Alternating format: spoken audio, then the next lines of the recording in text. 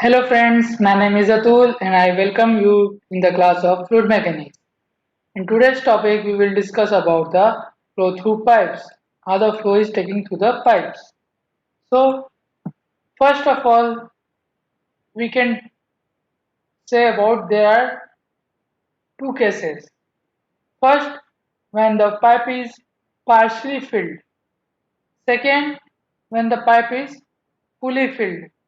Now partially filled means in the case of sewer lines or drainage lines, they are partially filled. Okay, so what will happen if it is partially filled, then the other half it is filled with air, or you can say atmospheric air. So the pressure acting is nothing but it will be equals to atmospheric pressure because it is half, some partially filled with air. Okay, so we can say that the flow through the pipe is not under pressure. The pressure inside it is, the flow through pipe is not under any pressure. There will be only atmospheric pressure. Okay, or you can say gauge pressure, zero gauge pressure. But when the pipe is fully filled with liquid, then we say the pipe is under pressure. There will be some amount of pressure other than the atmospheric pressure because pipe is fully filled. Okay, so mostly in our study we will take the case where the pipe is under pressure, means the flow through pipe is completely filled with some liquid. Okay, now because there is flow through pipe, there will be some amount of loss of energy. Okay, now this energy loss, it is of two types, major and minor. There is energy loss which is also divided into two parts, major energy loss and minor energy loss. Now the flow of fluid through a pipe, it experiences some amount of resistance. This resistance can be due to anything. Now because of this resistance, what is happening? There will be loss of energy. So we will consider two cases, major energy loss and second minor energy loss. In major energy loss, this energy loss is taking place due to the friction loss. Due to the friction, this loss is appearing. Now there are two formulas to calculate it, given by different scientists or researchers. First, Darcy-Weisbach formula. Second one, Cherry's formula. By these two formulas, we can find the friction loss, or you can say major energy loss. Next, minor energy loss. What are the different kinds of minor energy losses? Sudden expansion of pipe. The pipe will expand suddenly, means its cross section area will increase suddenly. Next, sudden contraction of pipe means the pipe area will contract suddenly. Its area will decrease suddenly, because of which there will be energy loss. Then whenever there is any bend in the pipe, then there will be loss. Next, pipe fittings. Pipe fittings, there different types of pipe fittings are available. If you want to join a pipe with bigger dia to the another pipe with small dia, how you will join? There are some fittings for it, or you can say connectors. Then due to some obstruction in pipe, there will be losses. So these losses, five kinds of loss, it comes under the minor energy loss. So now we are going to see one by one all the losses. First, major loss, which is due to friction. In this first category, Darcy-Weisbach formula. Now we are considering flow through a pipe whose diameter is d and the average flow velocity is given by v. Now we are considering 2 points and the distance between 2 points is L and the pressures at the 2 points are P1 and P2.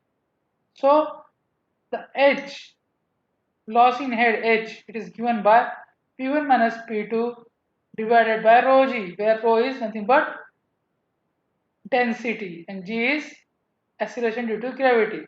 Now for the laminar flow, H, head loss is directly proportional to velocity, and the formula given is HF. HF is friction loss, head due to friction loss, okay, or you can say head loss due to friction, anything. So HF is given by 4FLV square by 2dg. F is friction factor, L is the length, V is the flow velocity, D is the diameter, okay. So this is the formula. Now this is nothing but Darcy-Weisbach equation, okay. Now what will the value of F? It depends on the type of flow. For laminar flow it will be different, for turbulent it will be different. For laminar flow, the friction factor is given by 16 divided by Re, where Re is nothing but Reynolds number. Next, turbulent flow. For turbulent flow, F is given by 0.079 divided by Re to the power 1 by 4. So, for different cases, the value of F is different and it is dependent on the Reynolds number. Now, what is the Reynolds number? It's the ratio of inertia force and viscous force.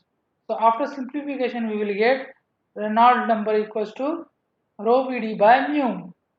Rho is density, V is velocity, D is diameter, and mu is coefficient of viscosity, or you can say dynamic viscosity. Correct? So this is about Darcy-Weisbach formula. Now Chassis formula. Chassis formula is given by velocity is given by c into root over mi. What is c? What is m? What is I? Let us see here. C is the Chassis constant, and m is nothing but 1 by 4 of diameter. 1 by 4 of diameter. I is nothing but multiplication factor, or you can say non-dimensional factor, which is nothing but ratio of HF and L, where HF is nothing but head loss due to friction and L is the length. So this is the Chassis formula. It is very small comparison to Darcy-Weisbach formula. Correct? So this is about the major losses due to friction. Now numerical based on it. You have to find the head loss due to friction, means HF. In a pipe of diameter 300 mm, D is given, length L is given 50 m. Next, velocity is given 3 meter per second. You have to use both Darcy formula as well as Chassis formula. Given Chassis constant C equals to 60 and V, this is not dynamic viscosity, this is kinematic viscosity, which is equals to 0.01 stroke, okay? Now, how to solve it? First of all, write the given things, quantities. Diameter is given in mm, convert into meter. Value of c is given, length of pipe is given, velocity is given 3 meter per second. Now, coming to kinematic viscosity, it is given so much stroke. In terms of centimeter square, stroke is nothing but centimeter square per second. Convert into meter square. So multiply with 10 to the power minus 4. So this is the kinematic viscosity. Now first we have to solve for the Darcy's formula. Okay. Now given formula HF equals to 4FLV square by 2dg. Correct. Now we will find the Reynolds number.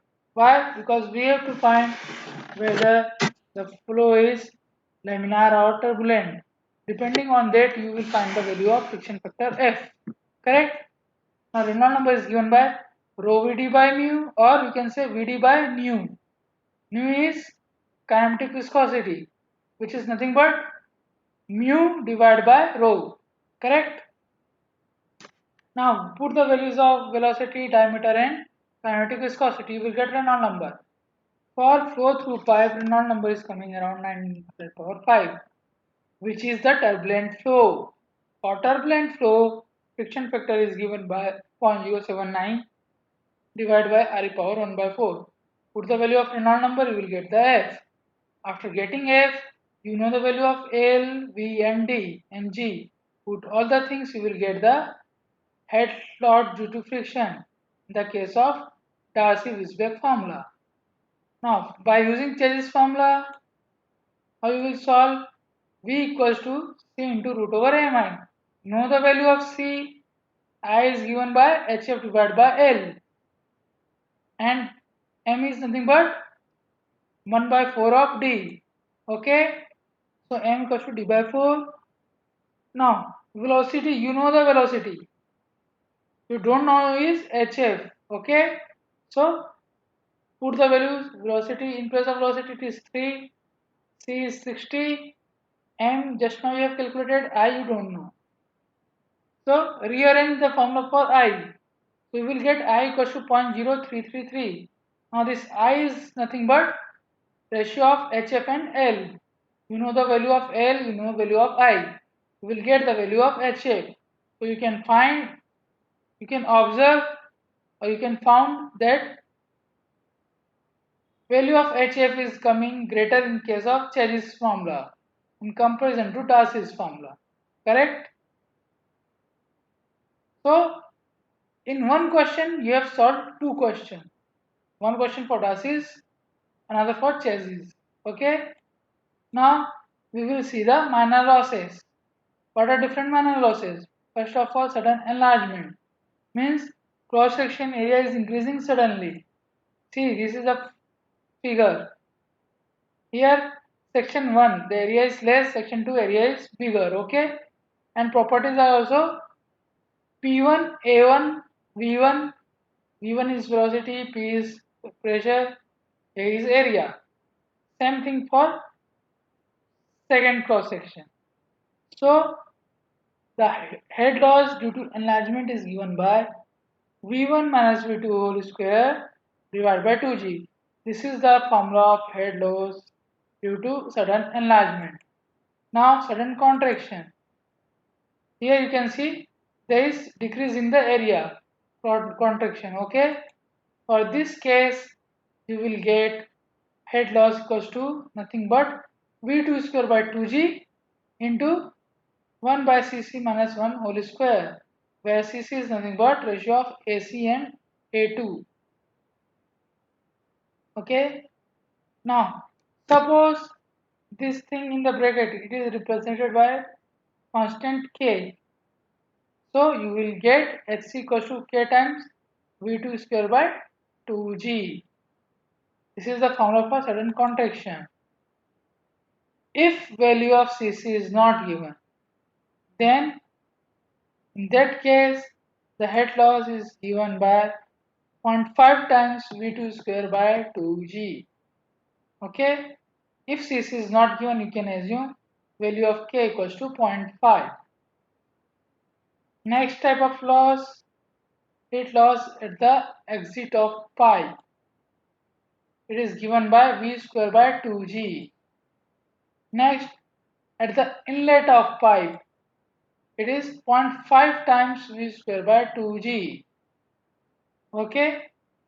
Next, due to pipe bending, it is given by K times V square by 2G. Where K is nothing but coefficient of pipe bend. Next, loss due to pipe fitting. This is again given by K into V square by 2G. In this case, K is nothing but coefficient of pipe fitting. Correct? So value of K will be different for different cases. And these are the different formulas you have to remember by heart. So, in today's session we have seen about different types of energy losses when there is flow through a pipe. You know it is divided into two categories, major loss and minor loss. Major loss occurs due to friction, which you can obtain using two formulas, Chase's formula, okay, and Darcy-Weisbach formula. Correct? Second, minor losses due to sudden expansion of pipe, due to sudden contraction of pipe, pipe bend, pipe fitting, entrance, exit. Okay. So we have seen there are different types of losses to the flow through pipe. Correct? So I have hoped it is clear to everyone. So it is over for today's session. We will meet in our next session. Till then, goodbye. Take care.